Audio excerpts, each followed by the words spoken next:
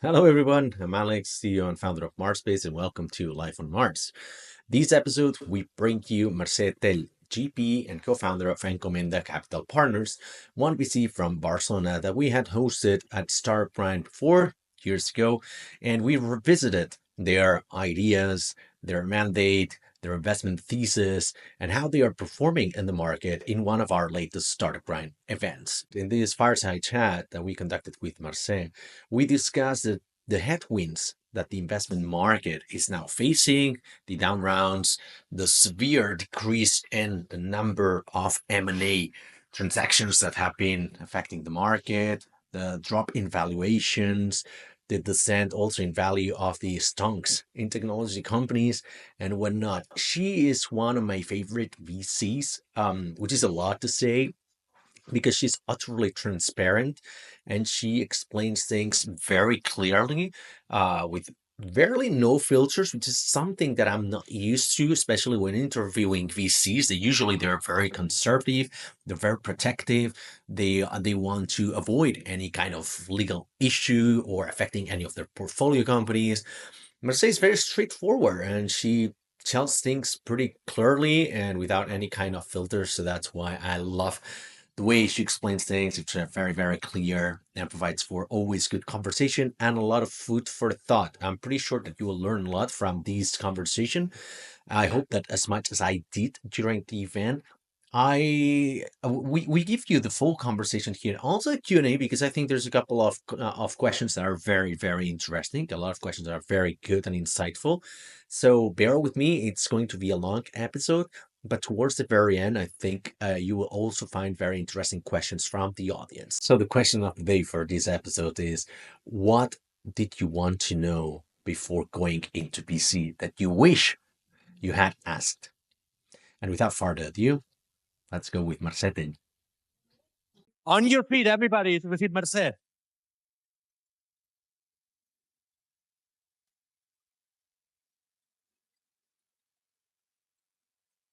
Hi. All right. All right. Yeah. Let's do it. Welcome. I guess we can stop that. There'll be YouTube copyright infringement things when I publish the video. Always happens. Welcome to Startup Grind again. Thank you. Thank you so much for inviting again. I was going to ask how many times have you been welcome on stage as a rock star, but I think I did that already 1 year ago, but I don't remember the answer. So how many times have you been welcome on stage as a rock star? It was once when we were on the lockdown. Yeah. And after on the panel when you did the anniversary. So only at Startup Grind. Only. Only at Startup Grind we consider you a rock star. What happens outside of Startup Grind? No, outside I've been on stage many times. All right. Because we didn't have time to prepare for this. Usually this is organic, casual conversation. I'm gonna suggest a few topics we could be speaking about, right? We haven't prepared these, so this is first news for her. So my ideas, right? We could be talking about trends and forecasts in VC for 2024, which I guess it's the easy thing to do. But we can spice it up. And I've got other suggestions, like we could hype AI so that we can forget that we hyped other stupid technologies a few years back, like every VC. We could talk about, oh, there's no more funding nowadays. So what happens with startups? Also, or the music stop, what happens with VCs? Because eventually VCs will not return the funds. And also they'll be like, what are we doing now? Or we could be talking about the music stop, everybody go back to fucking Deloitte. MX Deloitte, they're not going to sponsor this, luckily. Why would anybody work for him in 2024? That's something that we can also ask. Or everybody says it's the best time to invest, but they're just playing with somebody else's money. I don't know, a few suggestions. What do you want to start with? So you want me to try to decide which one? I'm just kidding. Let's go for trends and forecasts. It's this one. I'm just kidding. I always do that kind of like an icebreaker, but yeah, let's give a little bit of recap. I know you. Most people know you because otherwise they wouldn't have paid the ticket. But we don't know the story behind you joining Encomenda. You used to be at Neco, a fund that used to manage other funds. What's the story behind that? And what is even a company that manages other people's funds? So the story started with Nico. That's eight years ago. I created the company to inherit the funds of the managing company that I was working for. The partners decided to retire, and there was someone that had to inherit those funds. And I was pretty knowing the portfolio of company that was there.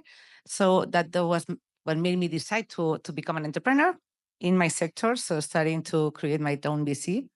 I looked for financing for someone to help me because it's pretty expensive to create a venture capital managing company. That was the first lesson. And after that, I inherited those funds, so I started divesting, which is one of the toughest part, I would say, on VC. After that, I came back on deciding, okay, now let's raise a fund. That's the second toughest thing, I would say.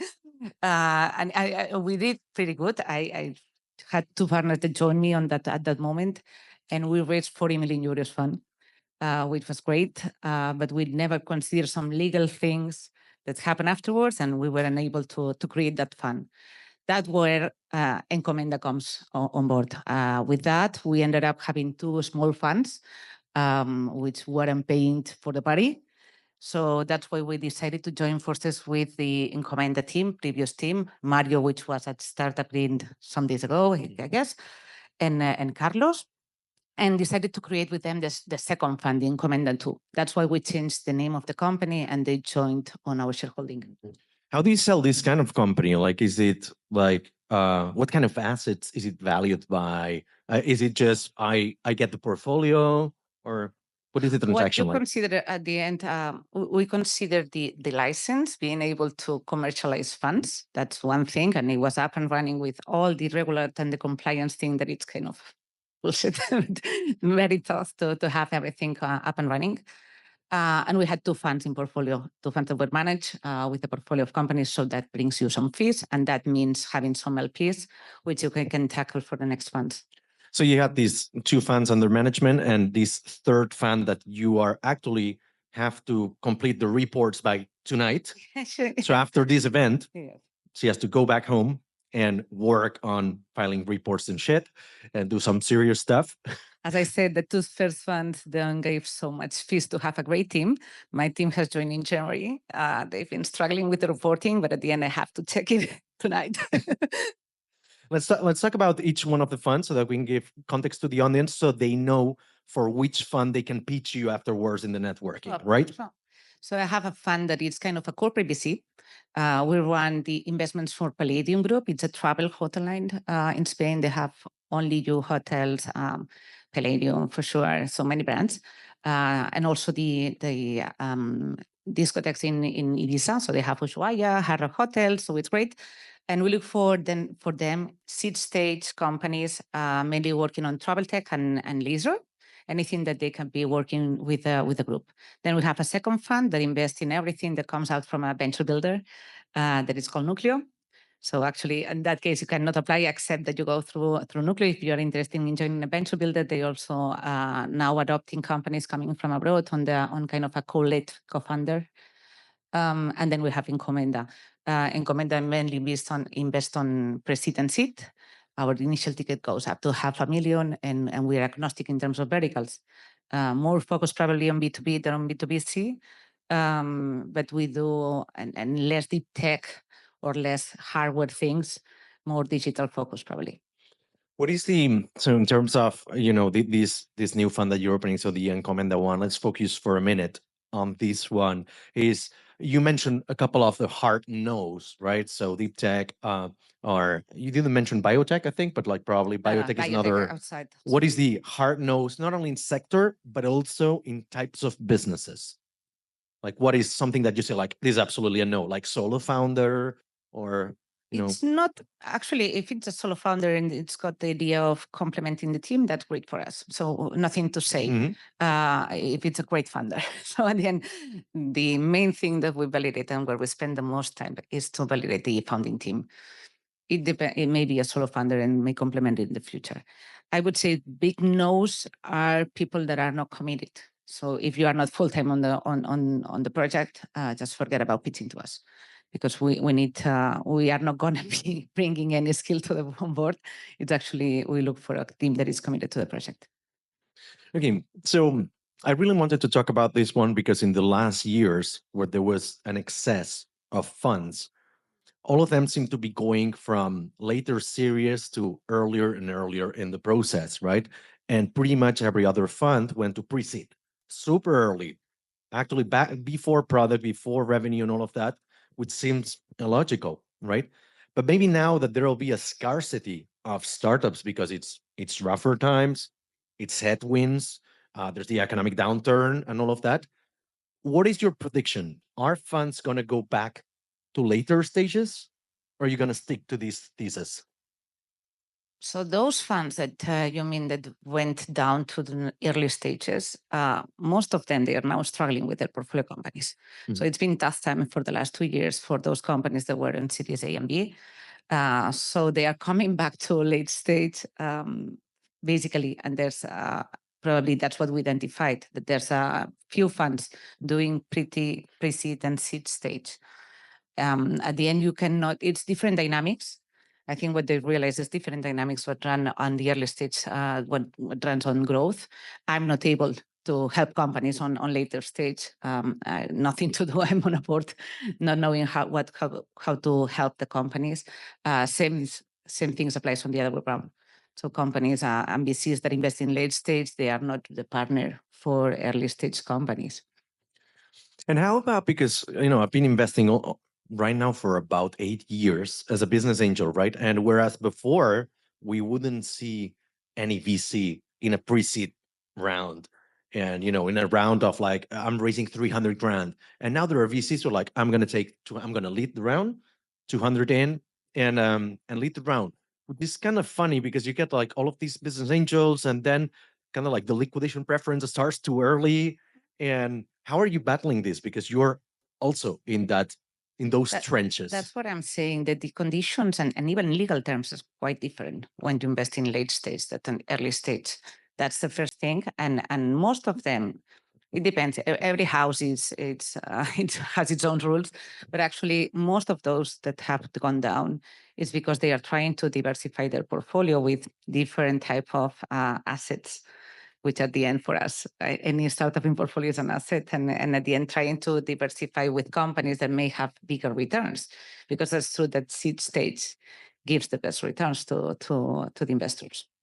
That's the reason. Actually, I think it's going to be coming back to everyone getting specialized on different stages. Okay. Yeah. At the end, if you get more seed funds investing with the typical conditions of seed funds, then it's more founder friendly at the end. So in terms of the legal terms, we never put a liquidation preference or any type of thing like those ones, because we know we are limiting the company on the future fundraising as well.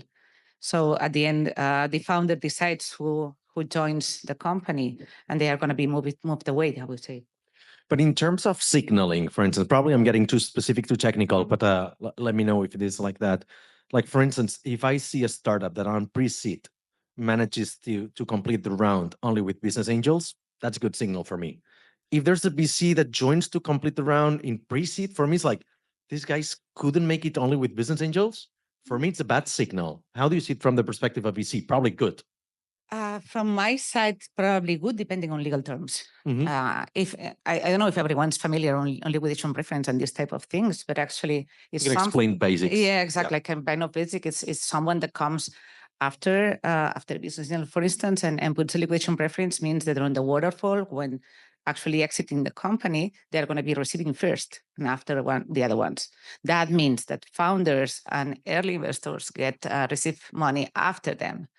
That's something that we never put and that we never accept at that stage, at pre-seed or seed stage.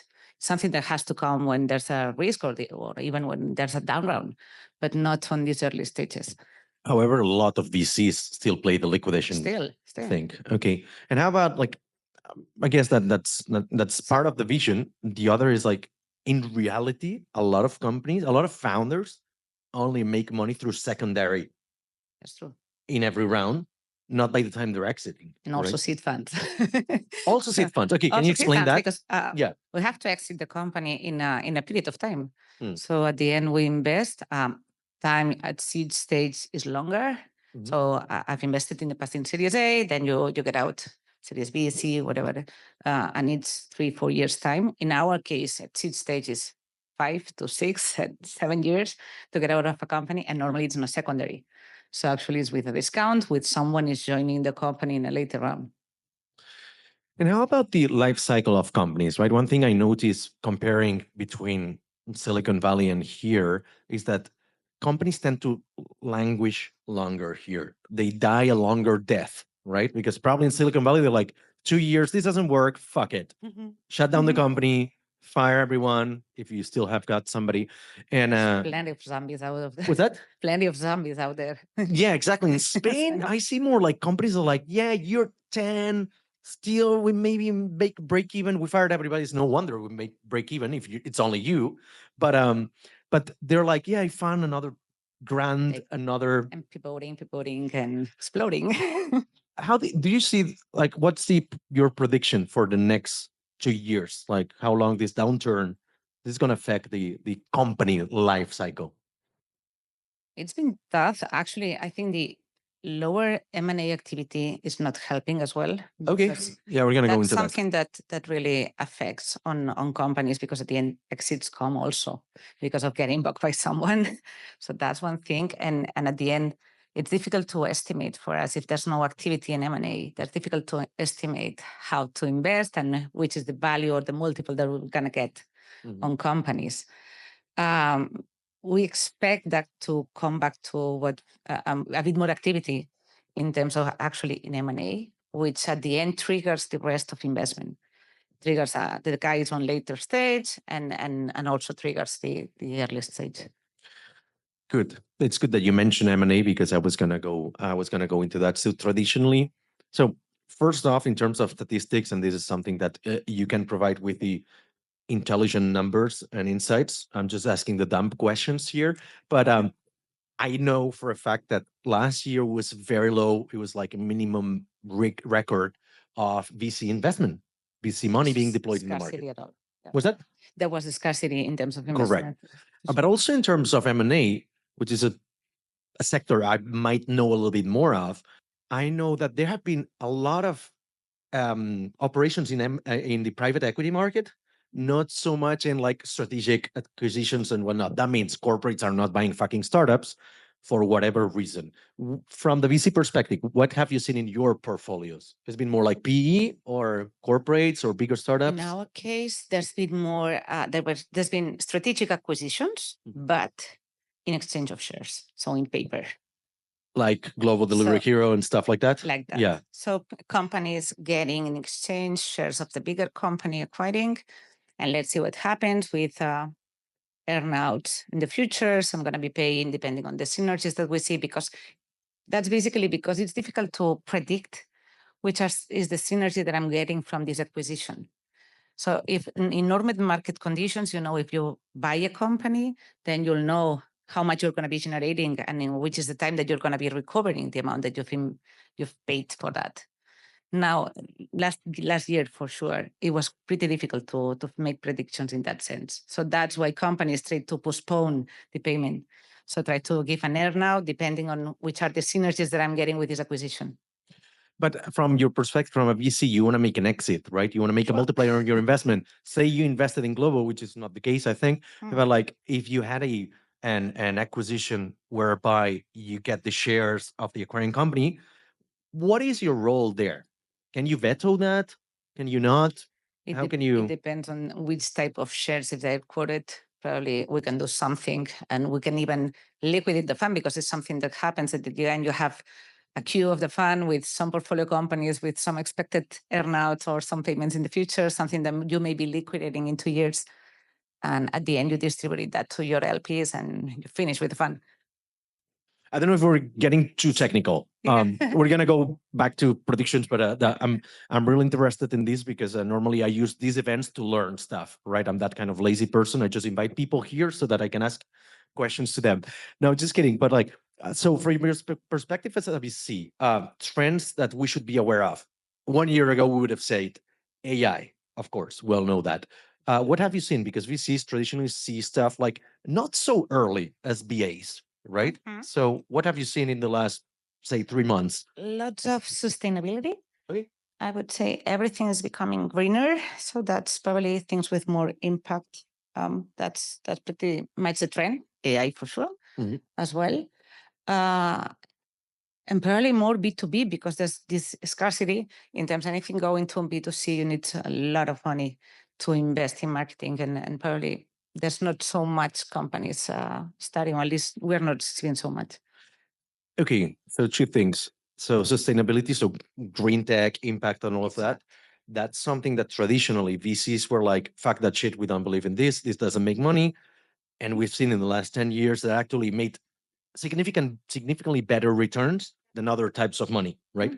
And so everybody jumped on the bandwagon or the cool wagon of saying like, oh yeah, clean tech, we always invested in that. But AI, I'm really interested in that, not because it's AI, it's cool, but because there's a lot of companies that are just a lot of fluff, right? Launch, get a lot of users, lots of spend in B2C, but the churn is enormous. They don't make it past their second week as a company. Now that you've been probably investing a year in the sector of AI, how do you see these kind of companies and how do you separate the grain from the chaff? We separate it by being really something applied and solving a real pain or not. So that's basically what makes the difference. So we see a lot of them trying to find AI for many things, but actually that it's applied and is useful for someone and someone is willing to pay for that. That's probably what we see less. Is there any example of company you have invested in that you can share? We've invested in AI actually applied to robotics, for instance. So software that again helps on adapting hardware robots actually for picking in warehouses. So that's one of the applications we've validated actually within at the moment that we received the company. They had no customers. They had just an MVP, an idea of what they were doing. We contacted the main e-commerce in Spain and validated with them if there was a need for that. Actually, the founder of this big e-commerce team co-invested with us. So actually, there's a need on for that project. Okay, so Mercadona actually, invested in them. Yeah, you know the name of the company. I didn't, but it's easy to guess. No, actually, that's really interesting because so how many people here are raising funds right now? Raise your hand if you're. Not so many. Like I would say, like 2 years ago, we'd have like 50 people raising funds. Probably it's because it takes more guts now to create a company with this economic downturn and everything. But okay, so what would be your advice to raise funds now? Not specifically with you. We're gonna go into that later, but with any VC now in this down market, in this bear market. For the last semester, I would say that everyone was looking for efficiency. So being pretty efficient and being justifying everything what you're gonna be getting and being really strict on what are you gonna be spending, which is the milestones that you want to achieve. I think actually it continues a bit the same. That cleans a bit people that has no idea, has not validated a lot what they are expecting and validating on the market, their go-to-market strategy, their fit with the market and with customer. So that's probably looking for efficiency, being really clear on the amount that you raise and what are you going to be using that for. Yeah, I've seen something in the last 12 to 18 months, more slides of road to profitability that I had never seen before because everybody was like, reinvest everything in growth. And then, you have like Buddy and stuff like that, right? Shit going out in smoke. And then specifically for you to raise funds from your company, from your firm, what do we have to take into account? Like who to contact, I guess you, but any of us, in fact, myself, I'm the worst person right now in terms because I'm still raising the fund. So if it's difficult to raise for startups, it's also difficult for us to raise funds. I've started 6 months ago. We've just reached our first closing. That means that we really start to invest with the fund, and then it's going to be open for a year and a half. So I'm still combining pitching to investors with finding and scouting opportunities, which does my team. So actually, we are our emails actually our name dot last name at Encomenda for everyone in the team.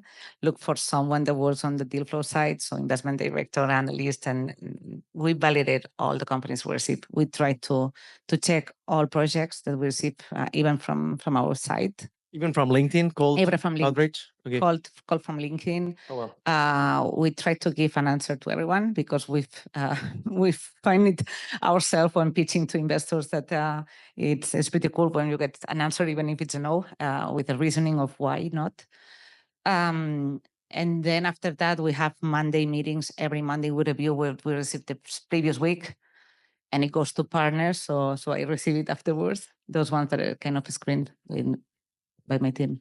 And how about, is there like sometimes people coming to Startup Grind, they approach me to ask for advice for what slides, what kind of deck can I use to approach VCs, what structure? You know, it used to be the YC, there's the YC template out there, but is there any specific pattern or structure to the pitch deck that you want to see? Like some slides that if they are not there, you're like, I'm not going to invest. There are kind of basic slides, like what's the pain that you are solving, how big is your market, so kind of the addressable market, and if it's really a big solution or something that's going to be having an impact, and then the team. So for me, it's the three things that we validate. Funny because Capietes doesn't want to see stuff that's on Wikipedia, right? It's like, I know how many people live in China, Yeah. but jokes aside. And how about like you get 3 different funds? How do you ensure there's no conflict of interest between the 3 of them? Because I assume you have invested in a fair amount of companies, and well, we'll get into like pivots later on, but like initially, how do you separate which one gets which? It's pretty easy because we've been forced, even we're regulated, and the regulator comes down into it. So actually, for the Palladium fund, it's a corporate VC. It's only travel, even if it's seed stage, and we can co-invest with the other funds. But with the other ones, there's one that invests in everything that comes out from Nucleo, and the other one, anything that is out of Nucleo. So we cannot co-invest between the two later funds. Okay. Yeah. Okay. So, but however, if like there was some company that. But we have to invest in the same stage, same moment, same financing round. So if there's a company that's been invested already in a fund, I cannot come afterwards on board, except if there's someone that is leading that is not me. Okay. What happens if like a company that's not on the travel sector, for instance, pivots and now there's travel, and then it would probably like, how do I invest here? Like from the fund that is already invested in, or I can invest from Palladium as well? That's easy because Palladium actually it's a corporate VC. So we look for fitting with the corporate. Okay. Anything that comes on travel, we first validate if they may be doing something with the corporate. If they are not interested in that, then it comes to the other fund. Okay. And circling back to M&A, because it's something that should be in everybody's heads right now, because otherwise you're not going to make any fucking money. If you create a startup, it's like sell the company, right? So are you operational on the companies that you have invested in? How do you help them? Is there any sort of like services that you offer to the companies? And I said I started divesting. So actually, I inherited a portfolio of 10 companies, and I had a mandate from the LPs saying, you have to divest. So you have to go and work with the founders, because some of them were really accommodated. It wasn't a great portfolio. There were good companies, but there was a bunch of very difficult companies to exit.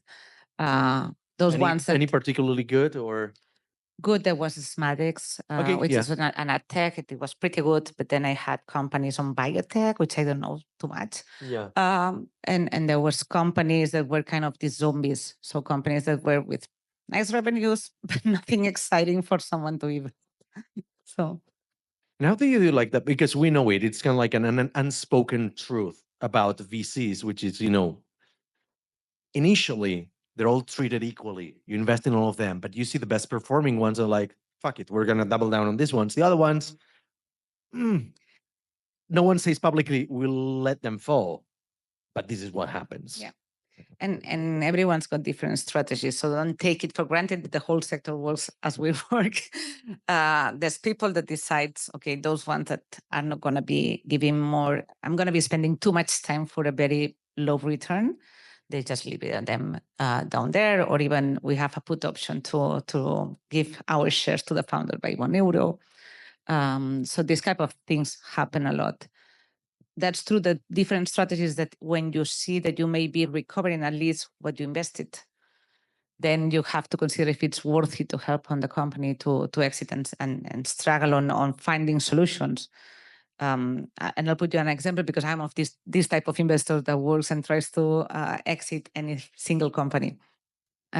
Doing things like working with the founders, identifying if their technology is applicable to another sector or another vertical, creating a second company or a spin-off of the company, selling that asset, let's say, getting liquidity in the company and being the founders in the same company, being able to repurchase our shares. So these type of things, that means the VC working with you to create a path to the exit. But what kind of people do you have in the fund to be able to execute on this? Because you need to have like some, founding experience, not being purely an analyst coming out of BCG or Exactly. McKinsey and stuff like that, but having like some real founder or banking, even banking strategy. That's to kind raise of the debt. profiles that we combine. So having banking profiles or M&A activity profiles with people that it's basically entrepreneurs. We have, apart from the 4 entrepreneurs that we are leading the company, there's a bunch of venture partners that it's people that actually helps on following up the companies. Just for instance, in this Encomenda 2 fund, we are planning to have 40 companies in portfolio. For the 3 of us, that's a lot of companies that we should be following up, and from different verticals and different technologies. What we've done is creating a network of people that helps us, and then even does the follow-up of the companies, or is the board member that represents the fund. And how about in terms of the competition so traditionally we all know the story that VCs in Spain, they used to be like really traditional, conservative, old-fashioned, if you will, just recycled bankers. But with the coming of international VCs, so Atomico, while they've never had an office in Spain. They had some people on the ground in Madrid, for instance. Target Global has had an office in Barcelona. Briga right now has an office in Barcelona. So if these international players started coming here, investing, Creandum, what's the other ones? Indico, probably as well. A bunch of others like from Typeform, Travelberg, all of these companies created by or co-founded by an expat. They brought international investment. So they reshaped the rules of VC in Spain. How do you see this competition from your perspective of being a local? We actually love it. Okay. We love to co-invest. It's more expensive for you though, right? It's more expensive, but we love to co-invest with partners from other countries. That brings a lot of value, having kind of the national player with the investor from another, because we can help the companies here being realistic. We can be helpful opening doors and introducing a customer, introducing someone to hire here in Spain, but not abroad. So having another fund co-investing with them, that's great. And actually the ones you mentioned, we try to share with them, and we share a lot of deal flow opportunities. So that's really on the other side. So, and we try to foster that actually ourselves. We create investor meetups, and we go to different countries in Europe to have meetups with other VCs, actually to try to force that we co-invest a bit more. Yeah, because some funds are maybe not used, but they collaborate really closely with bigger funds as sort of like sourcing funds, We're right? kind of the sourcing for them. Yeah. At the end, we are here on the ground, let's say. So we know, and we may have some link to the entrepreneurs. We may have some references from the entrepreneurs that they may not. So we actually, when we invest out of Spain, we do the same. We invest mainly in Portugal and south of France as well. And actually, when we do that, we also try to find someone that leads in the country. So we are kind of this sourcing for them. So when you really want to get into a company and the company is so hot, you want to get into it, do you actually use the reference like, oh, we actually source for this like, Sequoia, for instance, or you don't do that? You don't drop We names? don't do it. It's actually it's case by case. It's Okay. quite tailor made. It depends on the company. We try to struggle is to identify which is the best partner on a company. If we are leading, then we try to have someone joining. I know with who I want to co-invest. It's 20 years in the sector, so actually yeah. I know, and I've been co-investing with many people. And there's someone that I know it's difficult or it's tougher to be in the board with than other ones. So actually we are the ones deciding and trying to make for each of the cases which is the best partner and trying to bring different expertise. Because for having someone that does sit in Spain exactly as ourselves and probably has the same network doesn't make any difference to the company. Yeah, you're right. One of the things that I really noticed that kind of like changed the roles is traditionally in Spain, all VCs had never operated a company, or they were really small companies. There was never a VC in Spain with a really big exit. Probably the only one up until relatively recently was All Iron, right? Because they saw Yeah, actually, Encomenda, which was one of the Roja guys. Yeah, exactly. A little bit later, but compared to other countries, when you see like traditionally, I don't know, it's kind of like maybe it's in the DNA of the US. Some founders create 3, 4 companies, sell them, become VCs themselves, and they kind of like want to give back. Whereas here it's like, I make good money, I sell the fucking company, I retire, and I just invest in real estate. That's something much more Spanish. How do you convince people with big exits to join a VC? Actually, that was what happened. We have in this fund, I have. So it's great to have Javier Derriba, which is the CEO of UserZoom. Actually, it was the case. He actually sold the company 2 years ago, and he was mainly investing in real estate until he said, "Okay, I'm getting worried. I want to do something, but I don't want to come back to having the whole pressure of being an entrepreneur." So I think VC is a good path for them.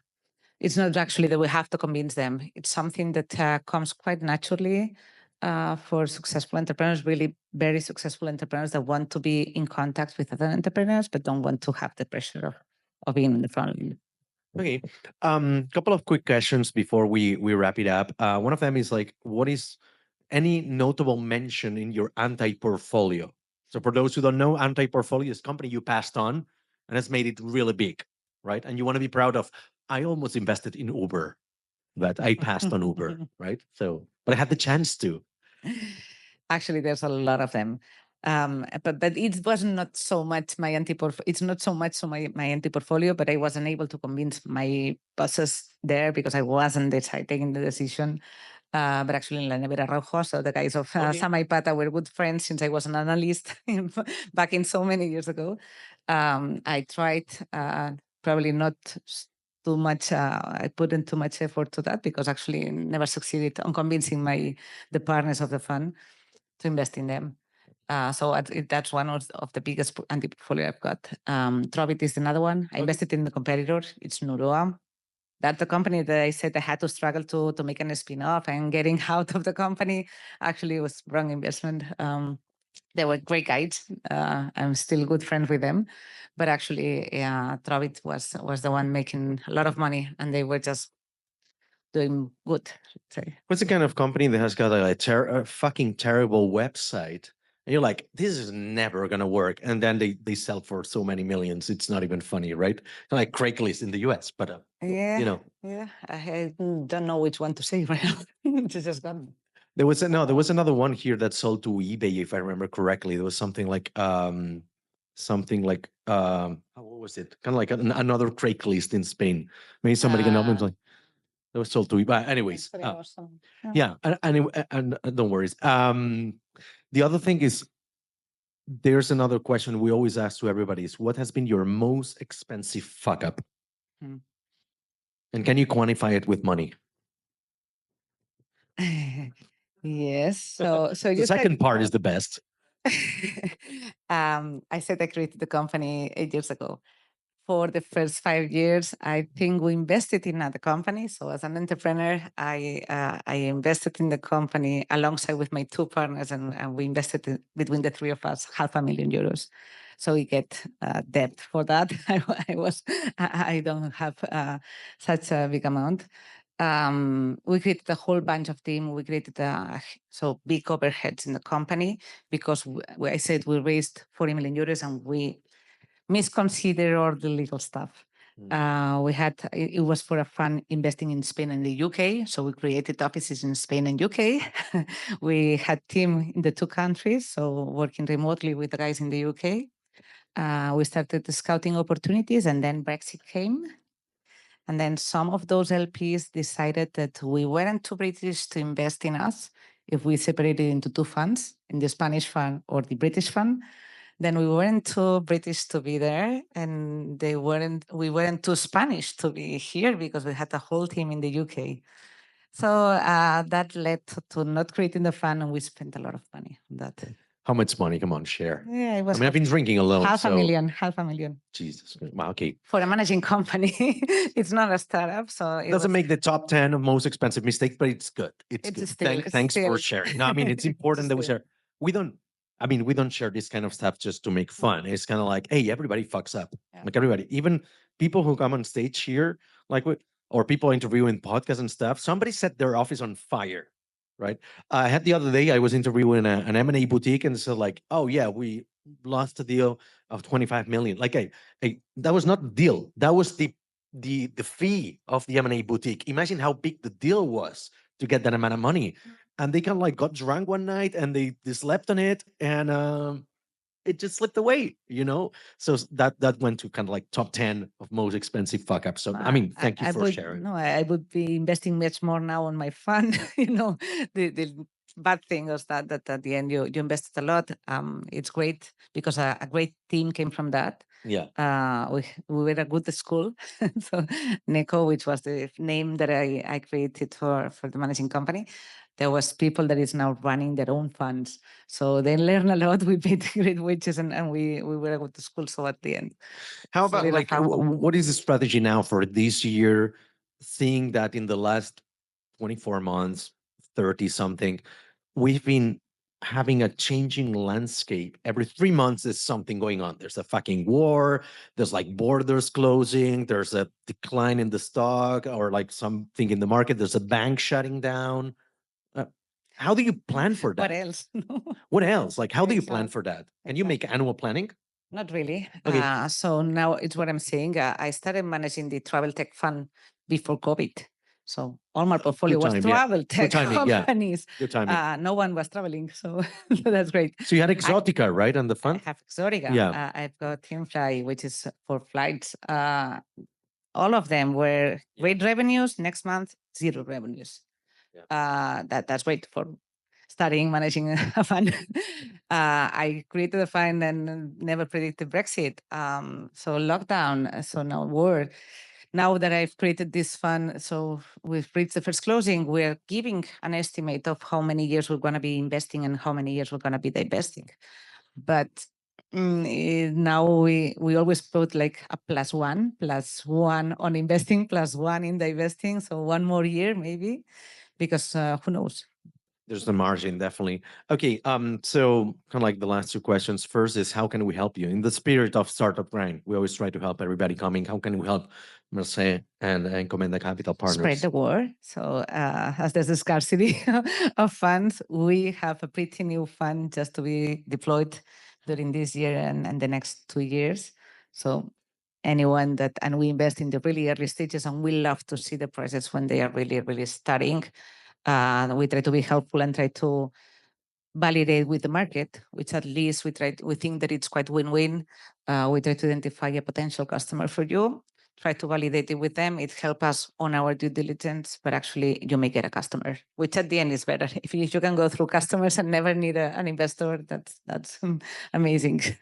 Yeah, I mean, probably we share the vision. Yeah. Remember the name. So if you meet really someone with a high net worth person that needs to invest in a fund, I'm open to having someone joining to the fund. There's a lot of these people here. Obviously, they want to invest in funds. Yeah, but otherwise I know that's amazing, guys. At least not for these funds. For the next ones, once they've exit and they become high net worth individuals, just remember my name. Get money from her, sell your companies, make tons of millions, and then invest in her next fund. Obviously.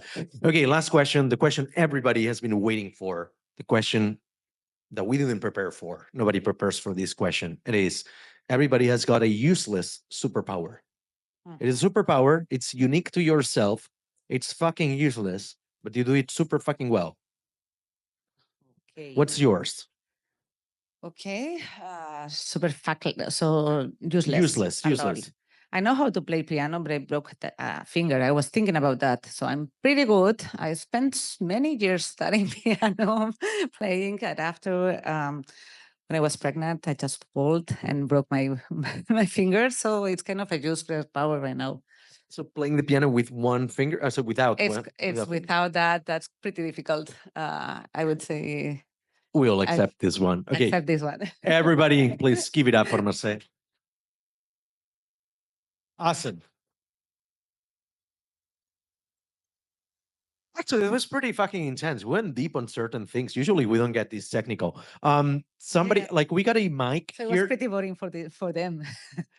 I was not only scared on that. No, now we will get the real difficult questions from the audience. We're gonna toss around this mic over here. I don't know if we can get the mic. Yeah. Just somebody who wants the mic, just toss it around. Rules are one question per person, and otherwise we're gonna boo you and say your name. How it works? Really? It works. Like Yeah. this? Wow, it's cool. There's no COVID anymore. Don't worry. Hi. How much you invested in this startup you mentioned? On which one you say? You mentioned like AI, early stage, no profit for now. Yeah, in this company, actually, we wanted to invest 250,000, and the entrepreneur, the founder, has decided to let us only 50,000. Oh wow. Yeah, huh? They're playing it hard That to get. Yeah. happens. Yeah. Okay. Thank Good you. question. Next up. Okay, this question is not for Mercè, it's for Alex. Mercè, thank you for being brave enough with all these reverse solicitation rules, and you're in stage of closing fund. So yeah, it's a brave one. But for Alex, I have a question. You said that for you, if VCs invest in a startup on pre-seed stage, is it's not good for you. Why? For me, it's a sign that they were not able to get only BAs. Then usually for a business angel, it's better if only business angels co-invest in the round.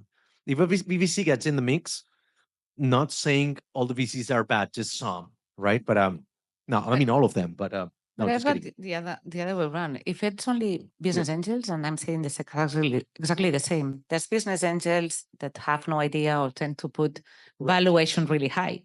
So it's Correct. better when someone with a bit of idea on multiples on something that is kind of the standard in the market for some type of businesses makes sense. That's a good point. I would first see these companies, like for instance, I said some companies in my portfolio, some of them that raise around right now, no VCs. So I'm like, good. Some of them they're like, we had a VC in, but it's this VC. And the rest of business angels were all really super fucking good. Great. But if I decide to invest, I normally audit and check who the other investors are. And I'm like, I see no one I know. And I check their LinkedIn profiles. So like, mom and pop kind of investors that have some money, but they are not well known. I don't know what kind of value they would add to the company. I will also not invest in this kind of companies. So to your point, yeah, some business angels are really good at making giving more authority to the deal, VCs. And I've seen probably during the last year business angels that are really well-known guys, but that have never been business angels really active, big in value. But are big names that sound so much, and it's pretty cool to have them on board that try to kind of create an excitement and everyone wants to join, but actually never bring any value to the company. Or it's a small amount of their total capacity, so they are investing like peanuts for them. Or some really, really, really famous. I'm not going to say names, but you see the cap table and they invested 300 euros. It was like, motherfucker, everybody could invest in the company like that. But just because they're super famous. I've seen that many times last year. I'm not this, I'm just saying it's kind of a trend. Or BAs that they invest and they sell services to the companies they invested in. So they can so, it's not like BAs good, VC bad. Never give shares for any service. No, exactly. Just, Oh, no, Just people who just like, pay for it. no, like some people to like put money, they invest like 5,000, 10,000, whatever, but they're like day one, they're like, oh, by the way, oh, you gotta hire people. I got a headhunting company. Let's hire services from my company. It's like, that should be a red flag, but you get it after they have put the money in the company. So yeah, that was a really good question. Thank you for that. Good. More questions. Toss it around. Don't worry, it's not going to break. Hi, my name is George Pop. I would like to ask you, Mercè, if I am a private person in Barcelona, why specifically would I invest in your fund and not some other investment vehicle? And let's say, take a 5-year perspective, what kind of returns do you realistically think I could expect? So the reason to invest is basically the only thing that differentiates one VC from another one is the experience that the partners have. If you put the experience of the partners of this new fund all together, so that combines my experience managing funds, which in my case is basically managing funds, Carlos Blanco investments in the past, and Javier Derriba investments in the past, that means 250 companies that we invested between the three of us. And that makes a return of a 25% IRR for the company. So it's 3 times what we invested is what we got in average. And if you put these companies in terms of every 10 years, so if you put kind of the vintage for the companies, on all of them, we have returns. So all those companies that invested from 2000 to 2010 and so on, we had returns. That doesn't mean that that's what we're going to be getting on this fund, but it's what we try. And that's what we are pitching to the investors, that we're going to get 3 times what we invest. It's a good question. Thank you. Next up, we got time for a couple more. There's one in the back. Now, too far away. Come on. Toss it around. Go ahead. It's not going to break. I mean, you might break somebody, but... Oh. Okay. Ooh, we made it. Yes? Yeah. Amazing. Hi, my name is Duncan. You touched on market validation. My question is, what advice do you have for validating a market where you're generating a lot of high resolution, very unique data that's generating value for a specific customer base that you can project, but there's sort of this wild card where if you can combine that with other data sets, you could tap into a much, much bigger market, potentially much more valuable company, but that's less known, that only becomes relevant once you hit a certain size. What advice would you have for validating that type of market as potential multiplier on what you're building?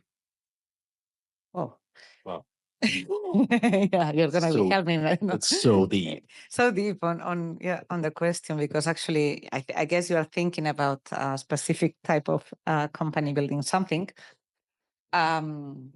It's difficult because it's really tailor-made. So for each company, we try to identify every project that pitches to us, which is the potential customer. We struggle ourselves to think if it should be applied to other verticals. Sometimes even to consider if they're going to be getting in conflict or potential conflict in the future with other portfolio companies.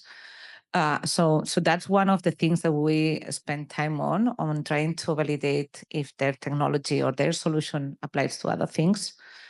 In terms of validating the market, it also depends on which type of project. It's true that a single customer doesn't give us really the odds on how it's going to perform. That's why we try to contact the customers that the company provides us, the ones that are running pilots and trying to see which is their feedback, but also trying to identify ourselves potential customers for the company. That's what we do. And it depends on the project. For instance, one of the companies that we invested, they validated their market approach with providing with a freemium model to their customers. That's great. We've validated that there's a market for that, but it's not a paying market. So now our validation goes on top of that, trying to validate that someone is going to be paying for the new features that they are launching. So it depends on each project, how you validate that it's going to be big enough for us. I think we can agree that all the questions have been super interesting. We can take one last one really quick. You got 10 seconds to ask it. I just got 30 to answer. 10 seconds. No, just let's bring the dice. Come on. Let's get it. I mean, no pressure, but you're separating us from the beer and the food. So, and I'm already getting anxious. So, Okay, very go ahead. 10 very seconds. fast and simple. So everyone is talking about AI and like SaaS and whatever. Would you also give like more traditional companies a chance, maybe a company like that or something?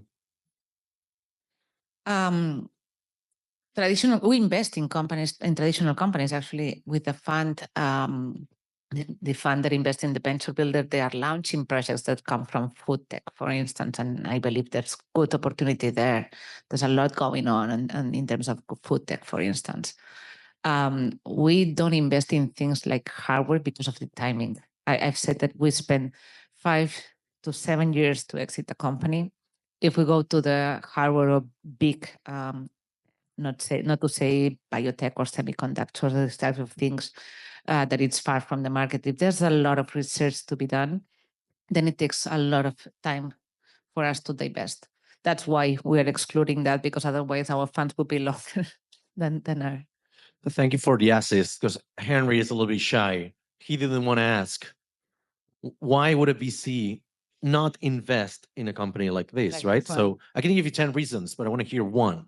Or why would you invest in a company like this? What are you looking specifically in a company like this, We look besides for, having a real business, by the way? No. Actually, if you look at the pattern and there's something that no one may be doing exactly the same, that would be but it's difficult to find barriers to entry. At the end, anything that goes to customer, and it depends a lot on marketing strategy and it may be even a trend. That's difficult for us to invest.